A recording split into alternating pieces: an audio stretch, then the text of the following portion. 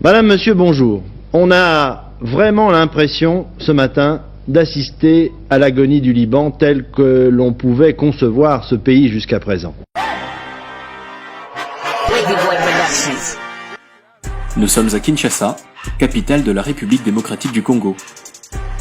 Depuis quelque temps, un jeune beau gosse millionnaire est chanté par tous les musiciens congolais.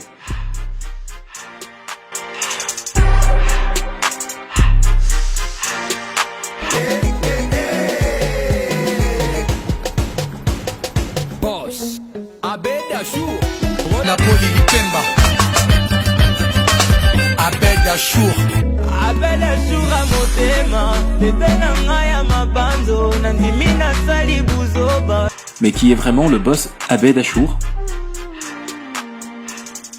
Ce jeune millionnaire si généreux qui offre des milliers de dollars et des voitures à qui il veut?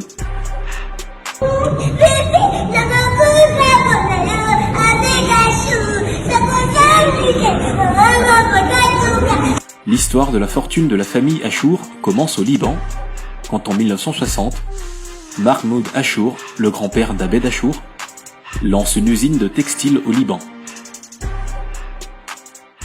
Cette usine exporte une partie de sa production au Zaïre, l'actuelle République démocratique du Congo.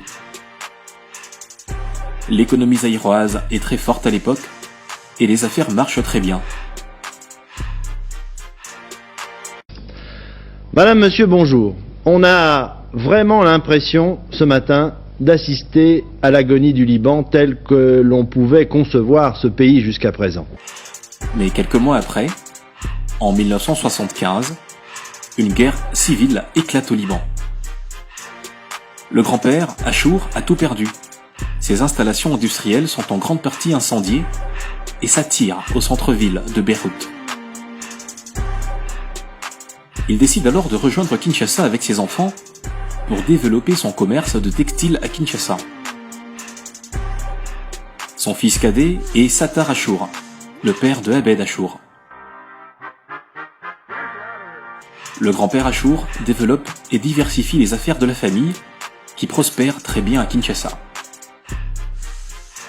Dès 1976, le grand-père Achour ouvre la société Sokin, spécialisée dans l'importation de produits textiles et l'exportation de café.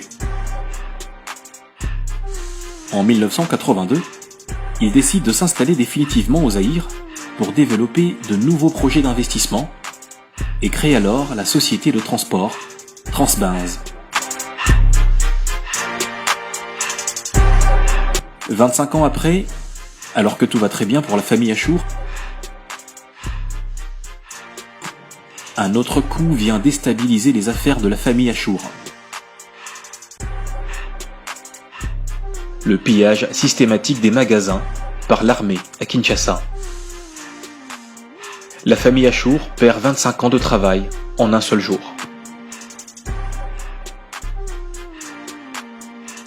Tous ces investissements sont pillés sans pitié. La famille décide alors de retourner vivre et travailler au Liban. Le fils cadet de Mahmoud Achour, le père d'Abed, Sattar, est le plus résilient de tous. Même s'ils ont tout perdu à Kinshasa, le père d'Abed Achour décide de revenir seul au Zaïre, une année après, en 1992, pour relancer les activités des sociétés familiales pillées, Sokin et Transbenz. Abed Achour est né à Kinshasa, à l'hôpital clinique Ngalima en 1992, troisième génération de la famille Achour à Kinshasa.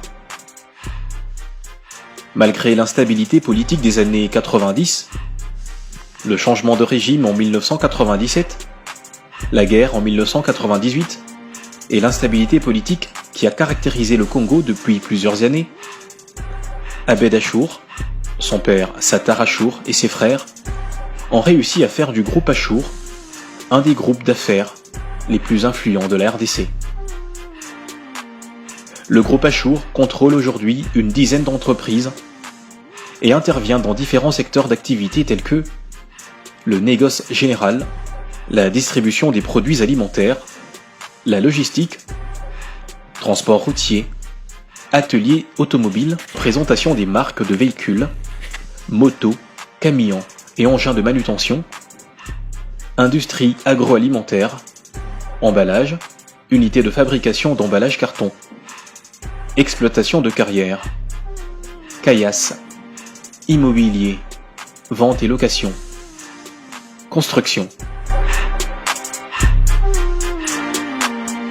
Comme avec la famille Trump aux États-Unis, Abed Achour, petit-fils de Mahmoud Achour et fils de Sattar Achour, qui assure aujourd'hui la direction de certaines affaires familiales, est décidé à rentrer le nom Achour dans l'histoire et faire grandir de façon exponentielle le chiffre d'affaires du groupe Achour. Directeur général du groupe Sokin, Jack Motors, Bellevue, Rotana Kin Plaza, etc. Le jeune millionnaire est aujourd'hui une personne incontournable dans les milieux des affaires à Kinshasa et en RDC. À partir d'aujourd'hui, cet hôtel fait partie du patrimoine congolais pour la génération à venir. Vive la République démocratique du Congo et vive les amis fidèles. Abed Achour a aussi créé la fondation Achour, qui fait plusieurs dons à de nombreuses familles en détresse.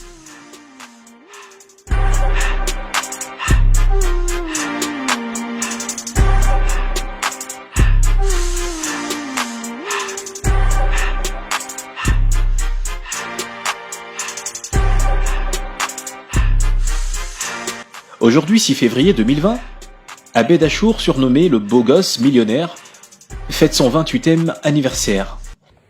Je t'ai réveillé? Pardon. Et c'est ton anniversaire, tu dois être debout tôt, non? Sa compagne, Sonia Pembe, lui organise un anniversaire surprise. Il n'est donc pas au courant. Si les Kardashians étaient une famille congolaise, Sonia Pembe serait Kylie Jenner.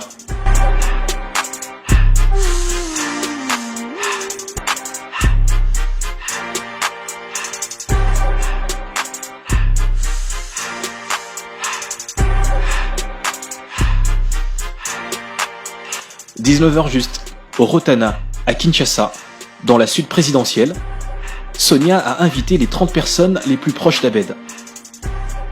Pas facile d'organiser un anniversaire surprise à Abed Achour dans son propre hôtel, car il le connaît très bien. Après plusieurs tentatives pour le faire venir dans la sud présidentielle, après plusieurs fausses alertes,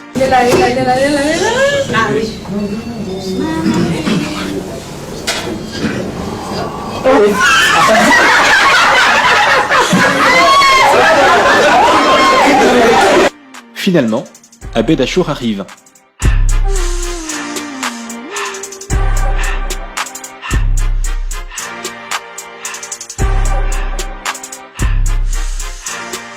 Richesse, beauté, célébrité, luxe, vie de rêve. La réussite peut parfois créer des jaloux, car la plupart des gens ont tendance à voir uniquement la finalité, et non les multiples efforts et la persévérance qu'il a fallu pour continuer à y croire, quand la famille Achour avait tout perdu en 1975 et en 1991. La réussite est le résultat d'un choix que nous prenons chaque jour de notre vie. Le choix de l'effort ou de la facilité. Le choix de se concentrer sur l'essentiel, acquérir des compétences pour résoudre des problèmes, ou se complaire pendant des heures dans la distraction, la superstition et la bêtise.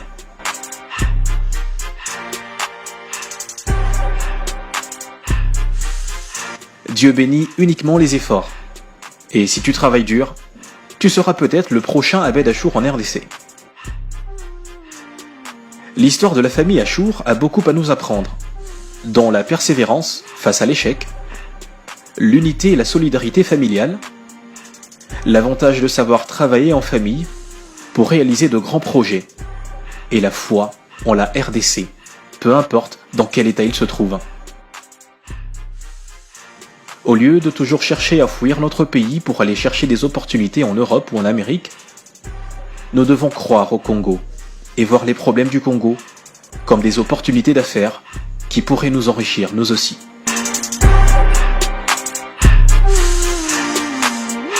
Dernière leçon, c'est bien de s'enrichir, mais si on est incapable de préparer sa descendance et transférer sa richesse à au moins 4 générations après sa mort, cela ne sert à rien.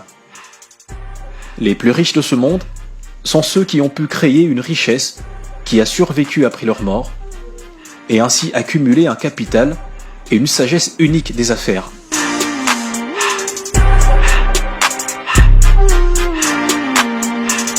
Vous avez une carrière impressionnante et vous voulez que nous racontions votre histoire pour inspirer des jeunes à réussir comme vous ? Vous voulez que nous nous occupions de votre communication en vidéo sur les réseaux sociaux en créant votre propre télé-réalité chaque semaine ? ProVideo Story produit et distribue votre histoire à au moins 100 000 personnes en 3 jours. Si votre vidéo n'atteint pas 100 000 vues, notre service est gratuit. Contactez notre bureau à Montréal au +15 14 581 85 33.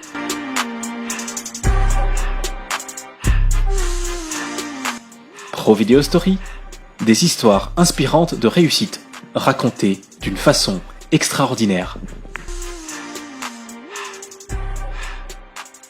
Je t'avais dit que je te donnerai pas.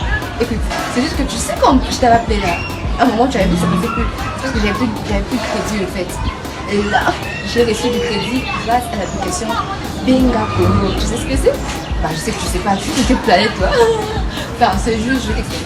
C'est une application qui permet aux Congolais de la diaspora de recharger à ceux qui sont actifs. Et là, bam, on te recharge d'un coup et puis ça vient direct. Oui, c'est vrai! C'est vrai parce que c'est arrivé! Ça doit être un truc de ouf, hein? Bah c'est... Je sais pas, mais c'est très bien réfléchi quand même. L'Internet coûte très cher pour vos familles au Congo. Désormais, vous pouvez recharger du crédit à moins cher ou de l'Internet pour eux pour qu'ils vous appellent à $0 sur WhatsApp. Visitez bengacongo.com pour profiter de cette offre exceptionnelle dès aujourd'hui.